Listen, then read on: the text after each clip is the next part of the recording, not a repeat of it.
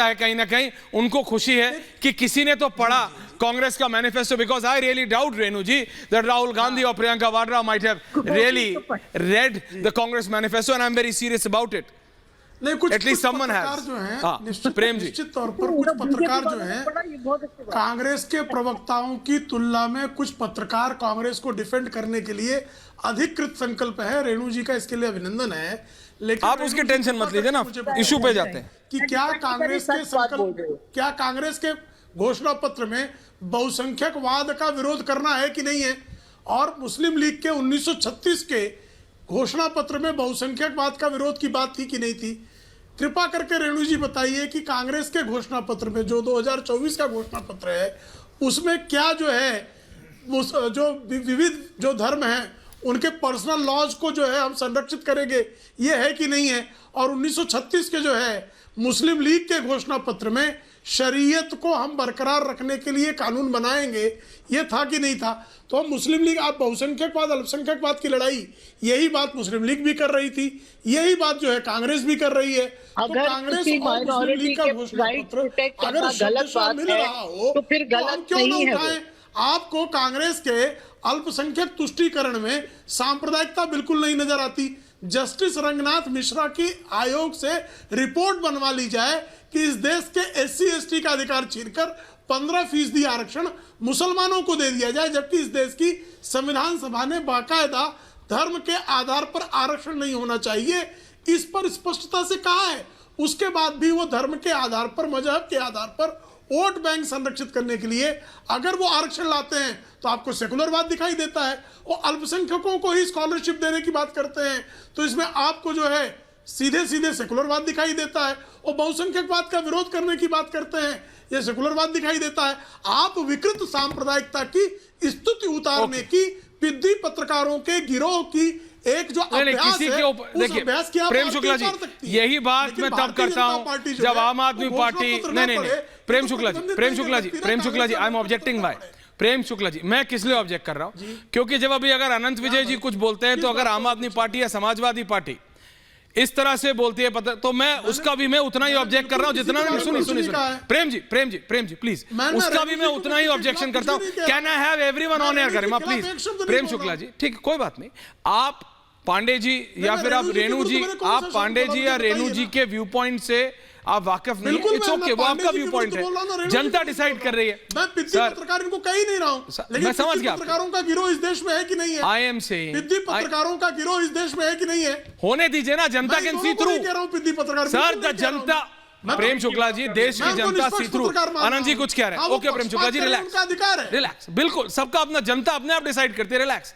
हाँ, आनंद दादा कुछ कह रहे हैं? ये मैं सिर्फ ये कह रहा हूं प्रेम शुक्ला जी, ये बड़ा आसान हो जाता है पत्रकारों को कहना, अपनी अपनी राय रखने दीजिए सबको अपने सामने।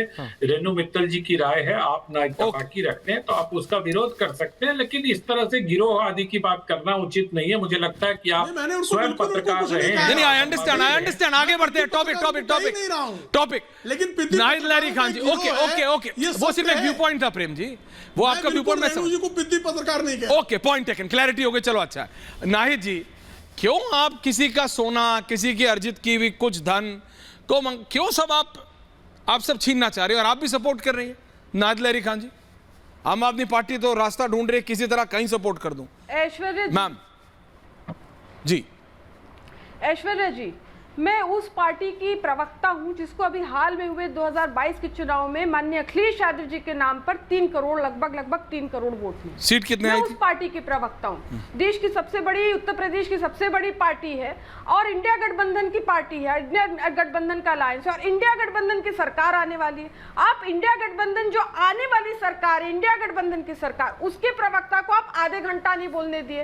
और जो जाती हुई सरकार है, बीजेपी सुनिए, पार्टी है, और इंडिया गठबंधन के ही विधायक से शुरू किया था। आप लोग आपस में पहले डिसाइड कर लीजिए, यही प्रॉब्लम है कि दिल्ली में साथ हैं। वह सुनिए, अब नाउ यू लिसन, यही दिक्कत है। सुन रहे हैं ना, आम आदमी पार्टी के विधायक सुन रहे हैं ना, यह दिक्कत है कि सभा को नहीं, यह दिक्कत है। सुनिए अब, यही दिक्कत है। पिनाराई पांडे जी, ये दिक्कत है सर। पिनाराई विजयन कहते हैं राहुल गांधी को, मेरे को डालो जेल में, एनी राजा को राहुल गांधी के खिलाफ लड़ाते। आवाज मत कम कीजिए, ऑडियो आप रखिए।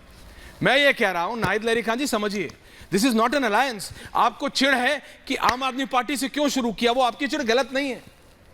आपको जैसे लेफ्ट को दिक्कत है कि आप कांग्रेस के खिलाफ और राहुल गांधी के खिलाफ करेंगे, आप समझिए मेरी बात को। You are not an alliance, India alliance है ही नहीं। आप एक डिबेट में नहीं बर्दाश्त कर सकती कि आप ही के साथी से डिबेट शुरू हो रही है, तो क्या आप राजनीतिक अलायंस करेंगे? Please carry on, please carry on, please carry on. 4 जून के बाद 16,000 करोड़ का हवाई जहाज जो लिया है ना, उससे फुर हो जाएगी बीजेपी, ट्रंप के पास चली जाएगी, जिसका चुनाव लड़ाने गए थे। अब की बात क्या प्रेम शुक्ला जी कराने गए थे, क्या ट्रंप के पास जा रहे हैं क्या? हवाई जहाज से फुर होने प्रेम शुक्ला जी अब मुझे बोलने का मौका दीजिए। बोलिए, ट्रंप के पास जा रहे हैं, ये एक नया है। ये इसको अगर मैं एक नया है मार्केट, तो किसी ने बुरा नहीं माना। This is a new one. नहीं नहीं Nahid ji, Nahid ji, Nahid ji, this is a new one. No no, this is a new one. ये this is a new one. No no, I have to give this to you, this is a new one. आप लोग debate कर रहे, मतलब इस पे debate कर रहे। मैं तो उनके ऊपर कोई टिप्पणी नहीं करूंगी, बहुत बुजुर्ग हो चुके हैं, वो कुछ भी कह सकते हैं, एनीथिंग इज पॉसिबल। अरे उनके लिए तो देश के वरिष्ठ नेता दलित समाज से माननीय खड़गे जी ने स्पष्ट कह दिया कि वो तो झूठों के सरदार हैं, तो क्या मैं कहूं उनके लिए। अरे प्रॉब्लम बीजेपी को ये है कि जो 94% आबादी है, पीडीए, पिछड़े दलित आदिवासी अल्पसंख्यक, इनसे बीजेपी को नफरत है। और विशेषकर जो भारत के मूलवासी है, पिछड़े दलित आदिवासी, इनसे तो बीजेपी को सख्त। नहीं, आप बात कीजिए ना कि मुसलमानों को देना चाहते हैं। क्लैरिटी रखिए, क्लैरिटी रखिए, क्लैरिटी रखिए कि कांग्रेस मुसलमानों को देना चाहती है, साफ साफ बोलते हैं। भाई मनमोहन सिंह ने कहा था ना, तो आप बोलिए।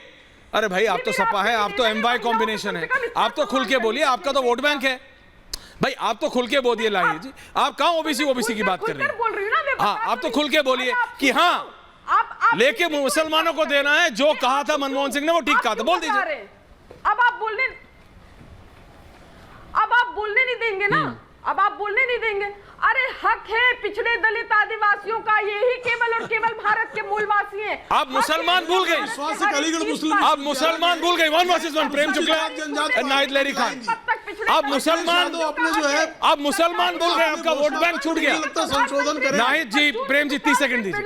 आप मुसलमान भूल गई मैम, मुस्लिम विश्वविद्यालय में आप मुसलमान भूल गई, जाति समाज को और अनुसूचित जाति, आप मुसलमान भूल गई। नाहिद जी, मैं आपकी आवाज बिल्कुल कम मांग कर रही है। आप आज नाहिद जी मांग करके ही जाएंगी। नहीं, मनमोहन जी विश्वविद्यालय में, मनमोहन जी ने जो हड़प रखा है जनजाति। एक सेकंड प्रेम शुक्ला जी, प्रेम जी आ रहा हूं, 30 सेकंड दीजिए, वो डिरेल हो जाता है, ऐसा मत निश्चित कराएंगे, ये मांग करेंगे। ये वसूली क्या है? संजीव झा को भी लाइए प्लीज, पिछड़ों और संजीव झा समर्थन में कुछ बात करेंगे।